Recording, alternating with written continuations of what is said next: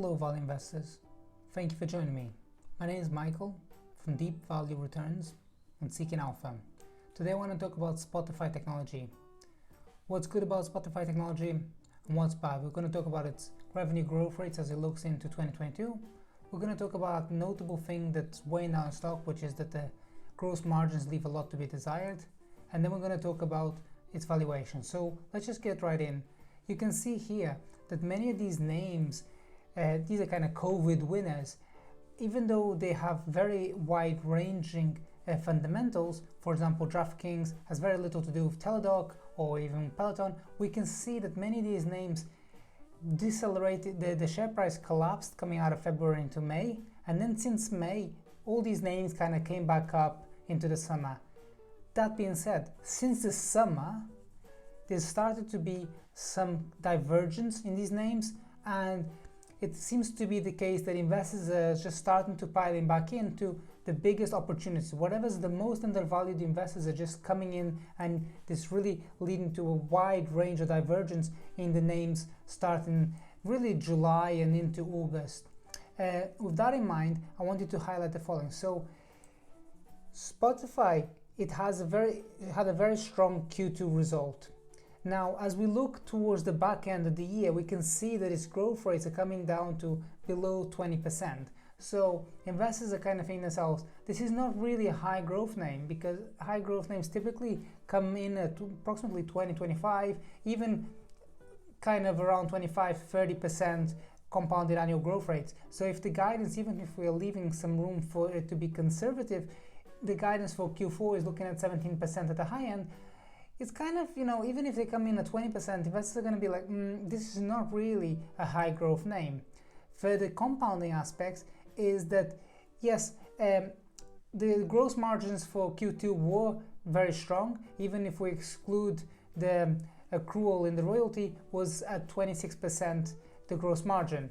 But as we look out to the rest of the year, it's coming in at somewhere between 25-26%, and as it comes out of Q4, it looks like it's coming inching lower to 25%, the gross margins. So this is something that's really interesting. So of $1 of revenue, they actually only ended up with approximately 25 cents of gross profits. This is not really a high quality business.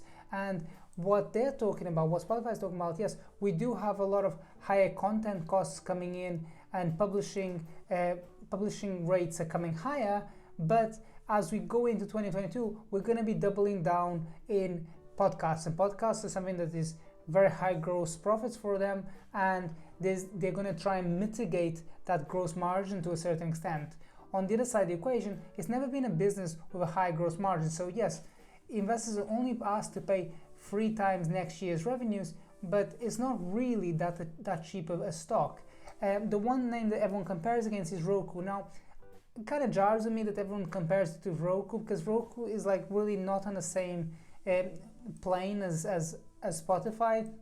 But because so many investors compare and contrast Spotify and Roku, it kind of becomes a self-fulfilling prophecy. So Roku is priced at 11 times next year's revenues.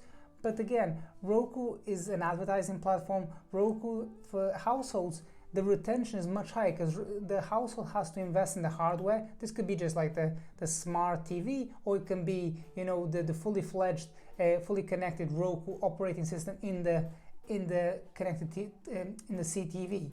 So let me just repeat that. So the household has to make a very heavy investment into Roku's hardware, so that the churn level is much lower. And you can see that. You can see that the ARPUs in Roku's case are significantly higher. They're kind of always trading at approximately 20, 25, even 30% the ARPU level. So in that light, Spotify's kind of flattish ARPU rates is really not in the same league. So investors are paying, let's say, nearly a significant premium to Spotify, and the fact that both market caps of Roku and Spotify are kind of approximately 45 billion it's not really like for like. I think that all that being said, I do think that investors are quite gloomy here when it comes to Spotify. So I think that if you look at it, investors are kind of paying approximately 13 times gross profit. So even if we take account that the gross profit of Spotify is only approximately 26-25%, and you look out to next year's revenues, and you look at approximately, you're paying 13 times gross profits for a business that's growing at approximately, let's say, 20% CAGR. That is not a very high premium for the stock.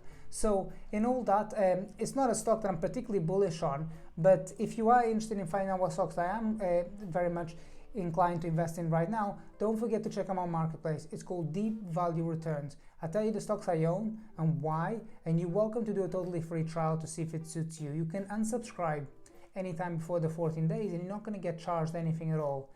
What's more, I'm not going to replace you as the investor. I'm just going to be a source of ideas that you can pick 1 or 2 names a month that you can add to your portfolio, and you know that someone's done the due diligence for you. You might be new to investing and you need someone to do a bit of hand holding for you, or you've been investing for some time and you just kind of need someone, you haven't got really the time or inclination right at this moment to get investing, so you want someone that is willing to do all the hard work for you at the back end, and you just pick and choose something that's